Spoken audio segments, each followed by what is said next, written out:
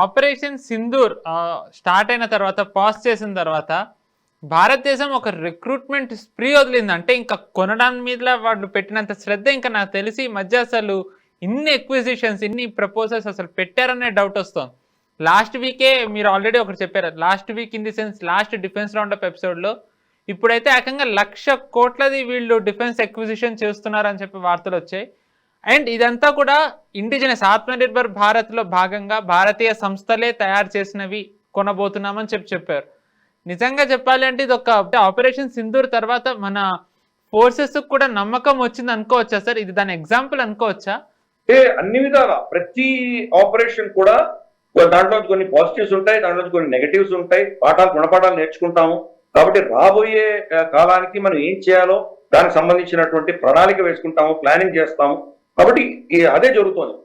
Operation Sindoor అయిపోలేదు, దాన్ని pause చేశామని మోదీ గారే చాలా స్పష్టంగా చెప్పారు.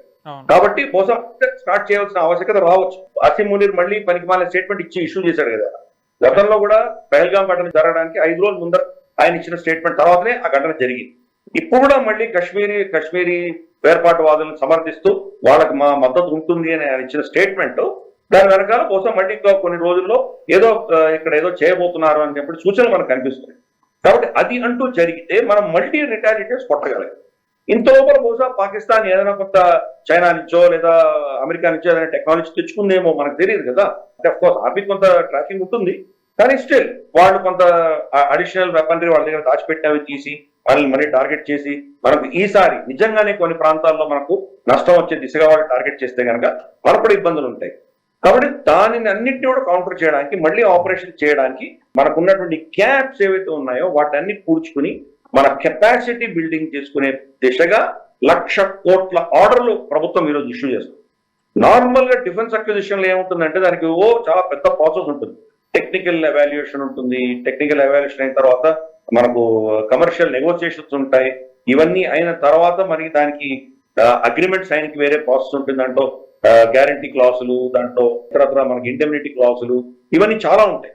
ఇవన్నీ అయ్యి మనకు యాక్చువల్ గా ప్రతిదానికి కాంట్రాక్ట్ సంతకం అయ్యేసరికి సంవత్సరాలు పడుతుంది. తర్వాత వాళ్ళు డెలివరీలు ఎప్పుడు చేస్తారో మనకు తెలియదు. దాంట్లో కూడా డిలేలు మనం చూస్తున్నాం. అవన్నీ కాకుండా ఈ 1,00,000 కోట్లు కూడా ఫాస్ట్ ట్రాక్ పద్ధతిలో ఆర్డర్ ఇష్యూ చేస్తున్నారు. అంటే మెజారిటీ అన్ని కూడాను పెద్ద మనం ఏదో మనకు 5th జనరేషన్ ఫైటర్ జెట్టో లేకపోతే ఇంకేదో ఏవాక్స్ అటువంటివి కాదు మనం కొంటున్నవి. మనం కొంటున్నవన్నీ కూడాను మనకి క్యాప్స్ ఏవైతే ఉన్నాయో డ్రోన్ టెక్నాలజీకి సంబంధించింది కావచ్చు, లాయిటరింగ్ మ్యూనిషన్స్ కావచ్చు, లేదా మనకు షార్ట్ రేంజ్ మిసైల్స్ కావచ్చు, లేదా మనకు అస్త్రా మిసైల్స్ కావచ్చు, పినాకా మిసైల్స్ కావచ్చు, ఇటువంటివన్నీ బేసిక్ అమ్యూనిషన్స్ అన్ని కూడా, అలాగే 155mm మన షెల్స్ కావచ్చు, ఇవన్నీ కూడా చాలా విస్తృతంగా ఆర్డర్ ఇస్తాం. అలాగే నేవీకి సంబంధించి కొన్ని అర్జెంట్ గా మనం ఏం చేయగలం అవన్నీ కూడా ప్రొక్యూర్ చేస్తున్నాం. ఎయిర్ ఫోర్స్ కి సంబంధించి కూడా బహుశా కొన్ని ఎలక్ట్రానిక్ వార్ఫేర్ సూట్స్ కావచ్చు, లేదా మనకి డికాయిస్ కావచ్చు, ఇటువంటివన్నీ కూడా 1,00,000 కోట్లు మనం ఆర్డర్ ఇస్తాం. ఇవన్నీ కూడా ఒక సంవత్సరం లోపల డెలివరీ అవ్వాలి. అంటే 6 నెలల నుంచి సంవత్సరం లోపల ఇవన్నీ డెలివరీ అవ్వాలి. అవి వీటి మీద ఫోకస్ పెడతాం. 2 మనం ఇండిజినైజేషన్, దీని మీద భారతదేశంలోనే తయారవ్వాలి అని చెప్పి చాలా ఫోకస్ పెడతాం. కాబట్టి ఈ ఆర్డర్లు అన్నింటిలో కూడా కనీసం అంటే 75% భారతదేశంలోనే తయారయ్యేటువంటి ప్రొడక్ట్స్ దాంట్లో పెట్టాలి అని మనం ఇన్సిస్ట్ చేస్తున్నాం. 2 మిగతా 25% కూడా మీరు చైనా నుంచి తీసుకోవడానికి వీలేదు అని చెప్తున్నాం చాలా క్లియర్. చైనా రూట్ చేయొచ్చు, బహుశా చైనా వియట్నాం పంపించి మేడ్ ఇన్ వియట్నాం అని చెప్పి స్టాంప్ వేసి మన దగ్గర పంపించవచ్చు. కాబట్టి అవి కూడా మనం ప్రొహిబిట్ చేస్తాం. కాబట్టి చైనా ఎకో సిస్టమ్ నుంచి వచ్చేవి ఏవి రాకుండా ఉండేలా చూసుకుంటున్నాం. 2 as far as possible indigenous content పెట్టుకోవాలి. కాబట్టి మన లోకల్ ఇండస్ట్రీకి చాలా పెద్ద థ్రస్ట్ వచ్చింది. వాళ్ళకు పెద్ద కాంట్రాక్ట్స్, చాలా వాళ్ళకు అభివృద్ధి చెందడానికి, వాళ్ళు రీసెర్చ్ అండ్ డెవలప్మెంట్ R&D చేసుకోవడానికి వాళ్ళకి వస్తున్నది, వాళ్ళ బిజినెస్ పెరుగుతున్నది. కాబట్టి ఈకో సిస్టమ్ పెరుగుతాం. ఇది భారత ప్రభుత్వమే ఇంత ఆర్డర్ ఇస్తాం. ఆపరేషన్ సింధూర్ ఇంత సక్సెస్ చూసేసరికి ప్రపంచవ్యాప్తంగా దేశాలందరూ అడుగుతున్నారు. మోదీ గారు బ్రెజిల్కి వెళ్తే బ్రెజిల్ అడుగుతుంది మనకు ఆకాశ్ మిసైల్ కావాలని అడుగుతున్నారు. అర్మేనియా మనకి ఇంకా సప్లై చేస్తున్నాం. బ్రహ్మోస్ మిసైల్ ని చాలా దేశాలు, కనీసం అంటే 10 నుంచి 11 దేశాలు బ్రహ్మోస్ మిసైల్ మీద చర్చలు జరుపుతున్నారు. కాబట్టి మన డిఫెన్స్ ఇండస్ట్రీ సడన్ గా ఒక డిమాండ్స్ కానీ దాని మీద వస్తున్నటువంటి ఆర్డర్స్ కానీ వాళ్ళకి ఇప్పుడు ఉన్నటువంటి కెపాసిటీ మించిపోయి వస్తున్నాయి అందరికి కూడా. ఈ 1,00,000 కోట్లు కూడా ఓన్లీ ఒక ఇప్పటి టెంపరీ ప్రొక్యూర్మెంట్ మాత్రమే. లాంగ్ టర్మ్ లో మన ఆర్కే సింగ్ అని చెప్పేసి మన డిఫెన్స్ సెక్రటరీ, ఆయన ఇచ్చిన స్టేట్మెంట్ ఏంటంటే ప్రస్తుతానికి మన జీడిపిలో 1.9% మాత్రమే మనం డిఫెన్స్ మీద ఖర్చు పెడుతున్నాము. రాబోయే సంవత్సరాలలో 2.5% డిఫెన్స్ మీద ఖర్చు పెట్టడానికి నిర్ణయించుకున్నామని చాలా స్పష్టంగా చెప్పారు. అంటే 3.9% లోనే మనం ఇవన్నీ చేయగలుగుతాం. 2.5% వెళ్ళిందంటే ఇంకెంత చేయగలం. అప్పుడు నెక్స్ట్ టైం బహుశా పాకిస్తాన్తో యుద్ధం వచ్చినప్పుడు చైనా ఊరికే ఉండకపోవచ్చు, చైనా ఇంకేదో కవ్వింపు చర్య చేయొచ్చు, మనకు తెలియదు. కాబట్టి ఆ మల్టిపుల్ ఫ్రంట్ యుద్ధం చేయడానికి ఇప్పుడు మనకు అనుభవం వచ్చింది కాబట్టి దీన్ని ఎలా డీల్ చేయాలి అన్న దిశగా మనం ఇంకా దాని మీద ఖర్చు పెట్టేటువంటి ప్రయత్నం మనం చేస్తున్నాం. ఈ యుద్ధం అంతా కూడా మనం మన సరిహద్దు దాటకుండా యుద్ధం చేసాం. బహుశా సరిహద్దు దాటి వెళ్లి లోపల కోవర్ట్ ఆపరేషన్స్ చేయడము లేదా ఓవర్ట్ ఆపరేషన్స్, వీటికి కావాల్సినటువంటి టెక్నాలజీలు అవన్నీ కూడా మనం అక్వైర్ చేయబోతున్నాం. కాబట్టి మన కెపాసిటీ ఇప్పుడు ఎంత ఉన్నదో దాంట్లో వీక్నెస్లు ఏంటో అవన్నీ కూడా మనం అసెస్మెంట్ చేసుకుని ఫ్యూచర్ లో విపరీతమైన ఇన్వెస్ట్మెంట్స్ పెట్టబోతున్నాం. ఇది ఖర్చు కాదు, ఇన్వెస్ట్మెంట్స్ కింద భావించాలి. ఎందుకంటే టెక్నాలజీ డెవలప్ అవుతుంది మన దేశంలో, రెండు మన ఇండస్ట్రీ డెవలప్ అవుతుంది, దానివల్ల మనకు దానికి సంబంధించినటువంటి యాన్సిలరీ యూనిట్స్, దానికి సంబంధించిన ఎకో సిస్టమ్ అంతా కూడా డెవలప్. ఒకసారి టెక్నాలజీ అబ్జార్ప్షన్ అయిందంటే కనుక దానిని ఇంకా విపరీతంగా డిసిమినేట్ చేసుకోవచ్చు. డిఆర్డిఓ ఆఫ్ కోర్స్ వాళ్ళకున్న టెక్నాలజీ ప్రైవేట్ రంగానికి ఇస్తున్నారు. అలాగే మనం మిగతా దేశాల నుంచి ట్రాన్స్ఫర్ టీఓటీ ఆధారంగా మనం చాలా తీసుకుంటున్నాం, ఇంక్లూడింగ్ జీఈ కావచ్చు, మనకు సఫ్రాన్ కావచ్చు, జనరల్ ఎలక్ట్రిక్ కావచ్చు, లేదా మనకు రోల్స్ రాయ్స్ కావచ్చు, వాళ్ళతో కూడా మనం అన్ని కూడాను ఒక విధమైనటువంటి ట్రాన్స్ఫర్ ఆఫ్ టెక్నాలజీ మనం అడుగుతుంది. బహుశా వాళ్ళు 100% ఇవ్వకపోవచ్చు, 60-70% ఇచ్చినా కానీ కూడా అది కూడా మనకు మేజర్ అచీవ్మెంట్. దాని టెక్నాలజీ ఆధారంగా మన ప్రైవేట్ రంగ సంస్థలు కానీ టీపీఎస్యూస్ కానీ మళ్ళీ వాళ్ళు కూడా దాన్ని రెప్లికేట్ చేయగలిగినటువంటి కెపాసిటీ కావచ్చు. కాబట్టి ఇదంతా కూడా ఎకో సిస్టమ్ అంతా చాలా ఫోకస్డ్ గా భారత ప్రభుత్వం మన డిఫెన్స్ రంగంలో మనకు గతంలో ఉన్నటువంటి ఈ షార్ట్ కమింగ్స్ ఏవైతే ఉన్నాయో వాటన్ని పూడ్చే దిశగా వాళ్ళు నిర్ణయం తీసుకుంటున్నారు. దీంట్లో చాలా కీలకమైన స్టేట్మెంట్ ఆర్కే సింగ్ గారు ఇచ్చింది ఏంటంటే మనకు 5th జనరేషన్ ఆమ్కా ఇవన్నీ రావడానికి బహుశా ఇంకో 10-15 ఏళ్ళు పడుతుంది, అంతవరకు మేము ఆగము. ఈ గ్యాప్, ఈ మధ్యలో ఉన్నటువంటి గ్యాప్ ని పూడ్చడానికి ఏదో మిత్ర దేశం నుంచి 5th జనరేషన్ ఎయిర్ క్రాఫ్ట్ కొనబోతున్నామని నేను స్టేట్మెంట్ కూడా ఇచ్చాను. ఆలోచన చేస్తున్నామా, ఆర్డర్ ఇవ్వలేదు. మరి మిత్ర దేశం ఏంటో మనకు తెలియదు. 2 ఆఫర్స్ మన దగ్గర ఉన్నాయి ఆల్రెడీ. Su-57 రష్యా నుంచి ఉంది, 100% ట్రాన్స్ఫర్ ఆఫ్ టెక్నాలజీ మీకు ఇస్తున్నాము. దాని నెక్స్ట్ లెవెల్లో దాని నెక్స్ట్ వర్షన్ తీసుకెళ్లాలంటే మన ఇద్దరం కలిసి జాయింట్ గా రీసెర్చ్ చేద్దాము, నాసిక్ లో పెడదాం అది అని చెప్పి వాళ్ళు ఆఫర్ ఇచ్చారు. దాన్ని మనగా స్పందించలేదు. అలాగే F-35 మీరు కొనుక్కోండి అని డొనాల్డ్ ట్రంప్ కూడా ఆఫర్ ఇచ్చారు. సరే, వాళ్ళ F-35 తిరువనంతపురంలో ఉన్నది, ఆ స్టోరీ వేరే అది. కానీ F-35 ఈ రోజు ప్రపంచంలో అన్నిటికంటే బెస్ట్ స్ట్రెంత్ ఫైటర్ F-34. కానీ ఒక ఏనుగు లాంటి దాన్ని మేపాలంటే చాలా ఖర్చుతో కూడినట్టు. ప్రతి సార్టీ దిగిన తర్వాత దానిపైన పెయింట్ చేంజ్ చేయాలి, దానిపైన టైల్స్, విరిగిపోయిన టైల్స్ చేంజ్ చేయాలి, చాలా దాని మీద ఇన్వెస్ట్ చేస్తే గానీ అది స్ట్రెంత్ ఉండదు. ఆకాశంలో ఎగిరిందంటే కనుక అది ఇవేమైనా డ్యామేజ్ అయితే కనుక దాని స్ట్రెంత్ దొరికిపోతుంది, అది ఈజీగా దాన్ని పసిగట్టచ్చు. కాబట్టి మనం ఆచితూచి వ్యవహరిస్తాం. ఈ రెండింటిలో ఏది తీసుకుంటాం అన్నది మోస్ట్ లైక్లీ Su-57 తీసుకోవచ్చు. దానికి అంత స్ట్రెంత్ లేకపోవచ్చు, అదొక అంశం ఉన్నది. కొంత చైనీస్ కాంపనెంట్స్ దాంట్లో ఉన్నాయని మనం వింటున్నాము, నిజాలు మనకు తెలియవు. భారత ప్రభుత్వం ఎటు సైడ్ మొగ్గు చూపించబోతోందో చెప్పలేదు. కానీ ఈ 10 ఏళ్ల గ్యాప్ ని నింపే దిశగా మేము ఏదో నిర్ణయం తీసుకుంటామని మాత్రం చెప్పారు ఆయన. ఈ ఓవరాల్ గా మనం ఇవన్నీ చూస్తే కనుక అంత సీరియస్ గా ఫోకస్ గా భారత ప్రభుత్వం మన రక్షణ రంగాన్ని, మన దేశ రక్షణ, అలాగే మన శత్రువులని మనం ఎదుర్కొనేటువంటి శక్తి పెంచే దిశగా చాలా ఫోకస్ గా పనిచేస్తుంది Bharat. Out of the question ఏం కాదు, దీనికి సంబంధించిన చిన్న డౌట్ సార్. మీరు ఇప్పుడే చెప్పారు Su-57 versus F-35, in a way Russia versus America for Bharat. మన నేవీ చూసుకున్నట్టయితే అప్పుడు కూడా America versus France for Bharat. అప్పుడు భారత్ అమెరికాది కాదు అని, F-18 కాదని చెప్పి మనం రఫేల్ తీసుకున్నాం. ఒకవేళ ఇప్పుడు కూడా మనం రఫేల్ అమెరికాది కాదు అని చెప్పి Su-57కి వెళ్తే గనక మనకు వచ్చే జీఈ ఇంజిన్స్ డిలే ఏమన్నా ఇంకా ఎక్కువ అవుతుందా? ఎందుకంటే ఇప్పుడు మనం ఆర్మ్డ్ ఫోర్సెస్ రక్షణ రంగంలో అమెరికా మీద ఆధారపడ్డది అతి పెద్దది ఏమన్నా ఉంది అంటే ఇంజిన్సే. దానివల్ల డిలే మనం చూస్తూనే ఉన్నాం. ఈ రోజు కూడా ఒక ఫైటర్ ఎయిర్క్రాఫ్ట్ కూలిపోయింది, ఓల్డ్దే, it had its run but still.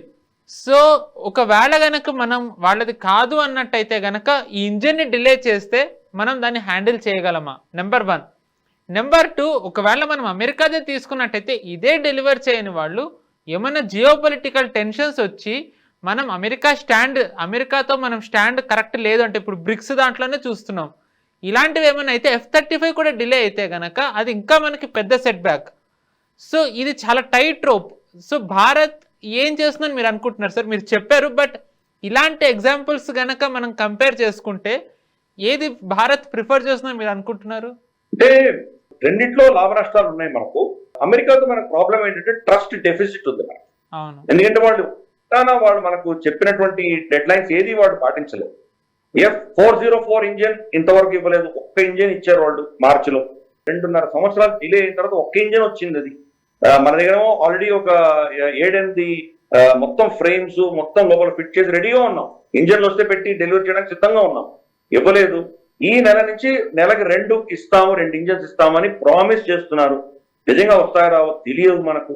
అది నిజంగా వాళ్ళకి ఏదో ఇబ్బందులు ఉండి వాళ్ళు ఇవ్వలేకపోతున్నారా, లేదా అమెరికా ప్రభుత్వం భారతదేశాన్ని ఏదో విధంగా ఇబ్బంది పెట్టడానికి కోసం చేసిందా వాళ్ళ ప్రభుత్వం అన్నది, ఇది మన విషయాలు మనకు తెలియదు. కాబట్టి ఇంత పెద్ద రిస్క్ తీసుకొని వాళ్ళకు ఈ ఇంజన్స్ ఆర్డర్ చేస్తే మనకు చేదనమే దక్కింది. కాబట్టి ప్రత్యామ్నాయాలు ఏంటి? మన స్ట్రాటజిక్ ఆలోచనలు, మన ఇండిపెండెంట్ ఆలోచనలని ప్రశ్నించడానికి మేము ప్రశ్నించేటువంటి ఆలోచన మాకు లేదు అన్నటువంటి దేశాల నుంచి మనకు ఉంటుంది. మనం ఏం చేసినా మనల్ని ఎప్పుడూ ప్రశ్నించనటువంటి దేశం రష్యా. అందుకని రష్యా మనకు ఒక ట్రస్టెడ్ పార్ట్నర్ గా ఎన్నో దశకాలుగా రష్యా ఉంది. 2, నియరెస్ట్ ఫ్రాన్స్ ఏంటి, అఫ్ కోర్స్ వాళ్ళ ఇంట్రెస్ట్ కాపాడుకోవడానికి మొత్తం వాళ్ళు దాని యొక్క సోర్స్ కూడా మనకి ఇవ్వలేదు, ప్రొఫైల్ సోర్స్ కూడా ఇవ్వలేదు. కాకపోతే మిగతా అంతా మనకి ఫ్రీడమ్ ఇచ్చారు. కిల్ స్విచ్ ఇలాంటివి ఏం పెట్టలేదు. మనం యుద్ధం చేస్తున్నప్పుడు వాళ్ళు ఏమో ఆపేయలేదు. కాబట్టి వాళ్ళు కూడా మనకు చాలా, ఇన్ఫాక్ట్ మనకు నేవీకి సంబంధించి, సబ్‌మెరైన్ సంబంధించి చాలా అంశాల్లో వాళ్ళు ఎయిర్ ఫోర్స్ సంబంధించి చాలా వాళ్ళకి మనకు కొలాబరేషన్ ఉన్నది. కాబట్టి ఈ 2 దేశాలు కోసం మనకు ప్రిఫర్డ్ పార్ట్నర్స్. కానీ అమెరికాని కూడా రూల్ చేయడానికి లేదు. ఎందుకంటే అమెరికా కనుక భారతదేశం లాంటి దేశానికి అమ్మకపోతే ఇంకెవరికి అమ్ముతారు వాళ్ళు? చిన్న దేశానికి అమ్ముకుంటుంటే ఇజ్రాయెల్ కొనగలిగిన శక్తి అయిపోయింది. ఇజ్రాయెల్ అంతకంటే అక్కర్లేదు. ఇంకెవరి దగ్గర అమ్ముతారు వాళ్ళు? గల్ఫ్ దేశాలు అమ్ముతారు. ఎంత అమ్ముతారు వాళ్ళు? గల్ఫ్ దేశాల్లో వాళ్ళకి ఏం చేసుకుంటారు వాళ్ళు? కాబట్టి దానికి లిమిట్ ఉంది. నిజంగా ఆపరేషనలైజ్ చేసి దాన్ని వాడగలిగిన దేశం ఏదైనా ఉంటే అది భారతదేశం. నిజంగా భారతదేశాన్ని రష్యన్ ఇన్ఫ్లుయెన్స్ నుంచి అమెరికన్ ఇన్ఫ్లుయెన్స్ కు తీసుకువెళ్ళాలి అంటే కనుక ఆ ట్రస్ట్ ఇంప్రూవ్ చేస్తూ F-35 లాంటివి మనకి ఇవ్వగలిగితే అప్పుడు అమెరికా ఇంట్రెస్ట్ కూడా సర్వ్ అవుతుంది. కానీ ఇందాక చెప్పినట్టు నమ్మకం అన్నది మేజర్ ఇష్యూ. వాళ్ళతోటి ఆ ఇబ్బంది ఉంది. 2, దాన్ని మేపాలంటే చాలా ఖర్చుతో కూడినటువంటి అంశం అది.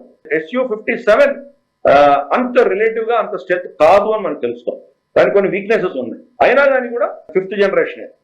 కాబట్టి రేపటి రోజు దాన్ని ఇంకా ఫర్దర్ డెవలప్ చేసుకునే ఫుల్ టెక్నాలజీ మనకి ఇస్తున్నారు. కాబట్టి రష్యా సైడ్ మొగ్గు చూపడం అన్నది సమంజసం. అది నార్మల్ గా అదే చేస్తాం. కాకపోతే F-35 రూల్ అవుట్ చేయడానికి వీలు. ఎందుకంటే future American technology, Russia past technology. వాళ్ళ టెక్నాలజీ కొంత పాత టెక్నాలజీ. అందుకనే ఈ రోజు యుక్రెయిన్ యుద్ధంలో వాడు తట్టుకోలేకడం.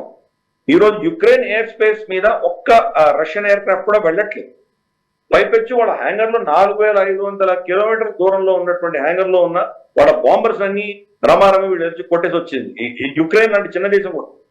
మరి అలాంటప్పుడు అమెరికా లాంటి దేశం ఎంతటి శక్తి ఉన్నది, అలాగే చైనా ఎంత పెద్ద శక్తి. కాబట్టి మనం చైనా, అమెరికా, పాకిస్తాన్ 3తో డీల్ చేయాలి. పైపెచ్చి చిన్న దేశం టర్కీతో డీల్ చేయాలి.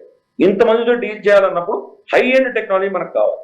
హై ఎండ్ టెక్నాలజీ నిజంగా అమెరికా దగ్గర. ఇంకా మనకు కావాల్సింది తర్వాత నెక్స్ట్ ఏం కావాలంటే మనకు న్యూక్లియర్ పవర్డ్ సబ్మరీన్ టెక్నాలజీ మనకు కావాలి. వాళ్ళ దగ్గర ఆకస్ లో వాళ్ళు ఆస్ట్రేలియాకి ఏ టెక్నాలజీ ఇస్తున్నారో ఆ టెక్నాలజీ భారతదేశానికి కావాలి. ఒక్కసారి ఆ ఇంజన్ పెట్టిన తర్వాత దాని జీవిత కాలంలో ఇంజన్ తీయని అవసరం లేదు. ఇప్పుడు మన పరిస్థితి ఏంటంటే రష్యా నుంచి తీసుకుంటున్నటువంటి న్యూక్లియర్ సబ్మరీన్స్ అన్నింటిలో కూడా దాన్ని కొన్ని సంవత్సరాల తర్వాత దాన్ని కట్ చేయాలి. ఆ సబ్మరీన్ కట్ చేసి దాంట్లో ఇంజన్ బయటికి తీసి దాన్ని ఓవరాల్ చేసి దాన్ని పెట్టి మళ్ళీ సీల్ చేయాలి. న్యూక్లియర్ మన దగ్గర ఉన్న టెక్నాలజీ లిమిటెడ్ టెక్నాలజీ. కానీ అమెరికా దగ్గర ఉన్న టెక్నాలజీ చాలా అడ్వాన్స్ టెక్నాలజీ. మళ్ళీ ఆ సబ్మరీన్ జీవితకాలంలో 30-40 ఏళ్ళు దాన్ని తీయడం కూడా అక్కర్లేదు. కాబట్టి అటువంటి టెక్నాలజీస్ కావాలి మనకి.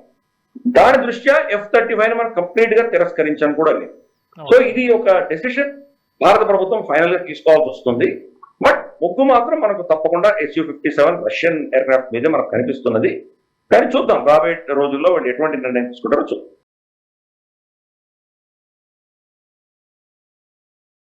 ఈ వీడియో మీకు నచ్చినట్టయితే లైక్ చేయండి, 10 మందికి షేర్ చేయండి. అలాగే కామెంట్ల రూపంలో మీ అభిప్రాయాలను మాతో పంచుకోండి. Nationalist hub group of channels ను సబ్స్క్రైబ్ చేసుకుని తెలుగునాట జాతీయవాద జర్నలిజాన్ని ప్రోత్సహించండి. ఈ వీడియో కింద ఉన్న బెల్ ఐకాన్ పై క్లిక్ చేయడం మర్చిపోవద్దు.